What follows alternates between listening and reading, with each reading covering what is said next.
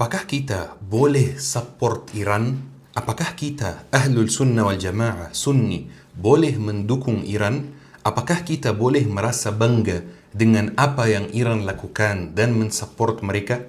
Ana yakin teman-teman, beberapa dari pertanyaan ini pernah muncul di benak antum beberapa hari yang lalu. Kadang-kadang pertanyaan ini diabaikan, kadang-kadang malu untuk menjawabnya, tapi insya Allah hari ini ana bahas bersama antum. Cuman di awal, ana mau antum membayangkan dulu sebuah peristiwa, sebuah kondisi. Bayangkan saja teman-teman, kita besok misalnya bangun tidur, ternyata ada kabar Cina menyerangi Israel. Cina dengan kekuatannya yang luar biasa ini, dengan senjatanya yang sangat banyak, menyerangi Zionis teman-teman. Pertanyaannya, apakah antum akan senang atau tidak? Apakah antum akan ada rasa gembira dan rasa bangga terhadap apa yang Cina lakukan atau tidak? Kalau kita pikir dengan akal sehat, setiap orang yang mendukung kebenaran dan punya akal sehatnya pasti akan gembira. Pasti akan berterima kasih kepada Cina yang mendukung Palestina lewat menyerangi Zionis. Padahal teman-teman, kalau kita pikir-pikir lagi, Cina itu kafir. Dan kafir terang-terangan. Kafir jelas. Mereka bukan hanya kafir teman-teman. Mereka bukan ahli kitab. Mereka tidak punya kitab. Dan bukan hanya itu teman-teman, mereka ateis kebanyakan, tidak percaya pada Allah Subhanahu wa taala, tidak percaya pada Tuhan. Bukan hanya itu teman-teman, Cina menjajah negara muslim juga. Cina menjajah Uighur dan menyiksa saudara-saudara kita di Uighur. Walaupun itu teman-teman, kita akan merasa senang dan kita akan merasa bangga dengan apa yang Cina lakukan. Kenapa? Karena ini membantu saudara muslim kita yang lain. Taib, ini tentang Cina. Bagaimana kalau Iran teman-teman? Iran yang sama-sama mengucapkan La ilaha illallah Muhammadun Rasulullah, yang sama-sama salatnya menghadap kiblat yang sama, yang sama-sama azan dikumandangkan di sana, yang sama-sama haji di tempat yang sama bersama kita setiap tahun teman-teman. Apakah kita tidak support mereka? Apakah kita tidak mendukung mereka? Apakah ini masuk akal teman-teman? Di sini teman-teman tidak perlu kita emosi dulu ya. Kita perlu pikirkan dengan tenang, dengan santai. Karena pasti ada yang akan mengatakan, Syekh, Iran itu zalim. Iran itu membunuh dan membantai banyak warga Suriah. Iran menzalimi umat Islam. Iran menyiksa warga Suriah saat perang kemarin.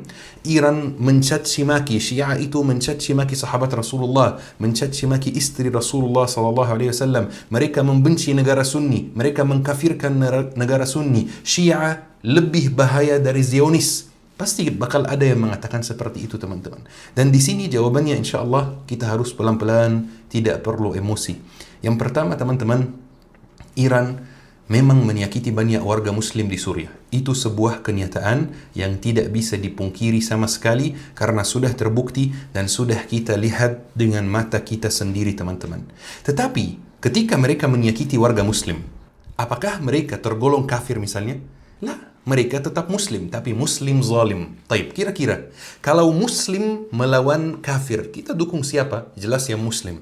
Kalau muslim zalim melawan kafir, kita dukung siapa? Tetap juga mendukung yang muslim yang zalim itu teman-teman. Karena walaupun dia zalim, tetap namanya muslim teman-teman. Teman-teman, bahasa Arab adalah alat yang bisa membantu kita untuk mendalami agama Islam dan lebih khusyuk dalam ibadah kita. Makanya kalau antum masih pemula dan mau belajar bahasa Arab, ana sangat merekomendasikan Syabab Belajar Akademi. Kalaupun ada muslim yang menyembunyikan kekufuran di dalam dirinya melawan yang kafir, kita mendukung siapa? Kita mendukung muslim yang menyembunyikan kekufuran di dalam dirinya. Kalau Islam melawan kekufuran, antum mau dukung siapa? Antum mau netral? Antum mau diam? Antum mau senang dengan terbunuhnya banyak orang muslim walaupun beda mazhab teman-teman? Padahal salatnya menghadap kiblat yang sama. Banyak perbedaan, memang banyak perbedaan. Syiah itu saya nggak benarkan akidahnya. Sudah kami buat banyak kajian tentang kesesatan Syiah, tentang akidahnya yang menyimpang, tentang pemahamannya yang menyimpang terhadap Islam. Tapi ini sekarang konteks perang teman-teman. Ini sekarang konteks di mana Islam melawan kekufuran. Teman-teman, ada satu hal juga yang perlu kita jelaskan dan terangkan. Kata siapa Syiah lebih bahaya dari Zionis? Wallahi teman-teman, kalimat ini sangat bahaya. Kenapa? Karena kalimat ini sangat menyenangkan hati para Zionis. Sangat menyenangkan hati Israel ketika ada orang Muslim yang bingung, konsentrasinya hilang, sehingga dia gagal menentukan mana musuh utamanya, sehingga dia mengatakan Syiah lebih bahaya dari Zionis. Pasti Zionis senang. Pasti Zionis senang melihat kita terpecah belah dari dalam. Orang Muslim mengira saudaranya yang Muslim yang beda mazhab lebih bahaya dari musuhnya yang jelas kafir. Lebih bahaya dari orang yang terang-terangan memusuhi Islam. Lebih bahaya dari orang yang terang-terangan mencela dan mencaci maki Allah dan Nabi Muhammad sallallahu alaihi wasallam. Bahkan teman-teman, ana ingin menyampaikan beberapa kutipan yang penting sekali kita pelajari. Ana nggak tahu pemikiran ini sumbernya dari mana, tapi yang pasti sumbernya busuk sekali. Karena ulama-ulama kita dari zaman dahulu sampai hari ini tidak pernah berpikir seperti ini. Bahkan teman-teman, Imam Ibn Taymiyah yang terkenal tegas terhadap Syiah, ini terkenal beliau tegas terhadap Syiah, terhadap Sufi dan lain-lain. Beliau pernah mengatakan, "Kullu man kana mu'minan." Dengar teman-teman, sangat penting. Kullu man kana mu'minan bima jaa bihi Muhammad fahuwa khairun min kulli man kafara bih. Setiap orang yang beriman terhadap ajaran yang dibawa Nabi Muhammad, maka ia lebih baik daripada orang yang mengingkarinya. Wa in kana hadzal mu'min min ahli al-bid'ah aw min al-khawarij أو من الشيعة أو من المرجئة فإن اليهود والنصارى كفرا معلوما من الدين بالضرورة. Walaupun orang yang beriman itu berasal dari kalangan ahlul bid'ah, berasal dari kalangan khawarij, berasal dari kalangan syiah, berasal dari kalangan murji'ah, karena sesungguhnya Yahudi dan Nasrani adalah kafir dengan kekufuran yang sudah diketahui secara pasti di dalam agama. Imam Ibn Taymiyah juga pernah mengatakan, bahkan jika dia menyembunyikan kekufuran di dalam hatinya, maka tetap dia lebih baik daripada orang yang kafir secara terang-terangan dan menyatakan kekufurannya. Bahkan teman-teman, Imam Ibnul Qayyim mengatakan, "Al-farahu bintisari al-kuffari 'ala al-muslimin min nawaqidil muwalati fil iman." Bergembira atas kemenangan orang-orang kafir terhadap kaum muslimin termasuk bagian dari pembatal loyalitas iman dalam agama, nawaqidul wala. Jadi teman-teman, yang gembira Israel menyerangi Iran ini sangat bahaya dalam urusan akidah. Bahkan teman-teman, Imam Muhammad bin Abdul Wahhab, perhatikan siapa? Muhammad bin Abd al-Wahhab pernah mengatakan, "Man azhara as-surur bi adhal muslimin فهو كافر لأنه يظهر بغض ما يرضي الله."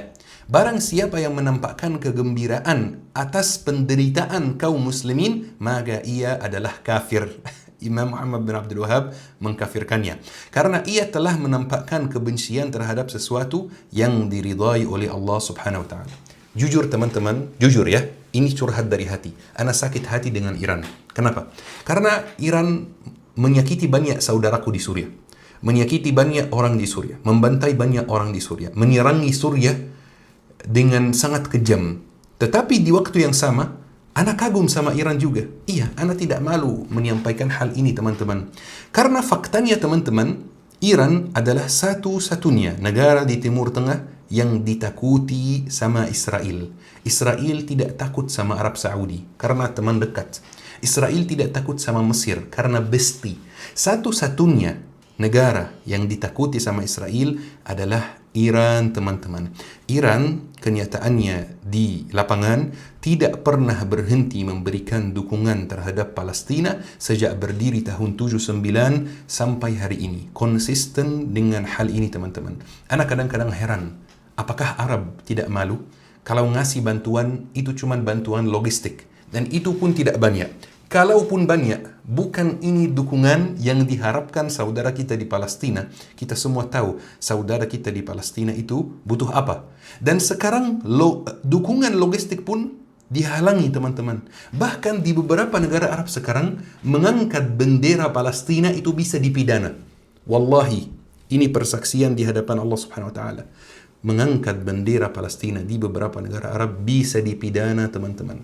Ana tahu secara langsung yang lagi umrah dan dia di kota Madinah. Kemudian dia salat biasa di Masjid Al-Aqsa. Salat biasa di Masjid Nabawi. Masya Allah, semoga kita salat di Masjid Al-Aqsa. Amin ya Rabbal Alamin.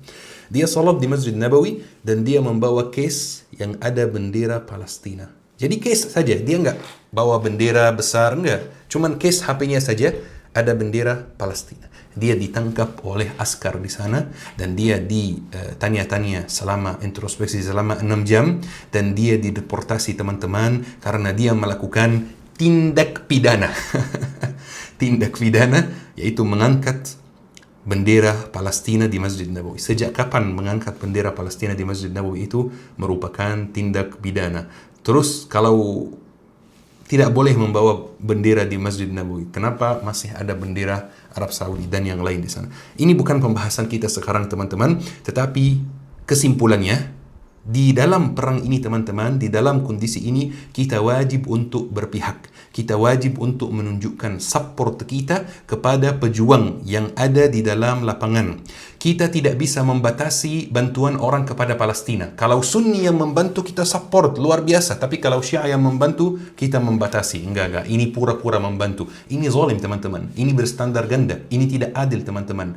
Orang kafir pun kalau membantu Palestina kita support dan kita dukung dan kita berterima kasih kepada kita. Apalagi Iran yang Syiah teman-teman. Kita tidak boleh netral teman-teman. Kita tidak boleh di tengah-tengah. Kita harus menunjukkan keberpihakan kita teman-teman. Netral di dalam kondisi yang seperti ini merupakan pengkhianatan. Sekali lagi teman-teman, supaya ana tidak disalahpahami. Syiah, ana tidak pernah membenarkan akidahnya. Ana tidak pernah membenarkan pendapat-pendapat sesatnya. Ana tidak pernah membenarkan hal-hal buruk yang mereka lakukan. Ana tidak pernah membenarkan pandangan mereka terhadap imamah, terhadap kepemimpinan. Tetapi sekarang ini bukan waktunya membahas hal ini. Sekarang ini bukan waktu yang tepat. Sekarang mereka berjuang di dalam lapangan. Banyak warga Iran yang Muslim dibunuh oleh Israel. Kita harus menunjukkan empati kita dan kita harus menunjukkan rasa terima kasih kita kepada mereka yang senantiasa melindungi Palestina, yang senantiasa memberikan support kepada Palestina.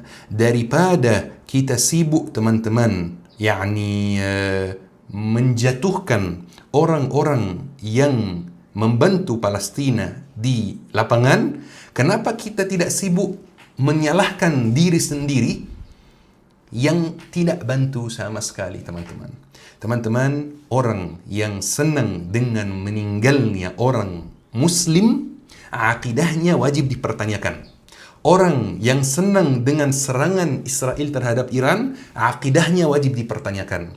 Orang yang tidak senang dengan binasannya orang zalim di Israel, akidahnya wajib dipertanyakan. Ternyata teman-teman, banyak orang yang mengaku akidahnya lurus sekali, tauhidnya lurus sekali, ternyata akidahnya bermasalah karena wala dan baraknya bermasalah teman-teman.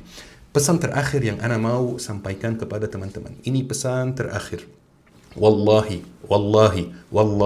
kemenangan sudah dekat. Ana bisa melihat kemenangan dengan mata ana sendiri teman-teman. Dan Israel akan membinasakan dirinya sendiri dengan rasa arogan, dengan rasa sombong dengan apa yang mereka lakukan sekarang. Israel tidak mengerti Sunni dan Syiah. Ini kenyataan teman-teman. Ketika mereka membuat aksi protes di jalan, mereka mencela Nabi Muhammad dan mencela umat Islam. Bukan mencela Sunni saja, bukan mencela Syiah saja. Mereka mencela Muslimin. Mereka tidak mengerti Sunni dan Syiah. Mereka mengerti umat Islam harus dimusuhi, umat Islam harus dibinasakan. Dan kita tidak boleh terpecah belah di dalam waktu yang sulit ini.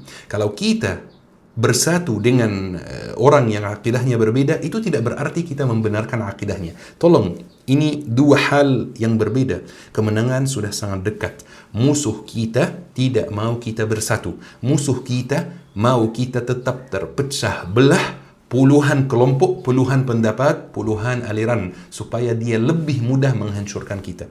Ini pesannya teman-teman. Ayo kita akhiri kajian hari ini dengan doa kafaratul majlis. Subhanakallahumma bihamdik, asyhadu an la ilaha illa anta, astaghfiruka wa atubu ilaik. Syukran. لا يحصي لساني ثناء عليك، فكل صلاحي منك وإليك، عظيم العطايا مبسوط يديك، تنفق كيف شئت والشر ليس إليك.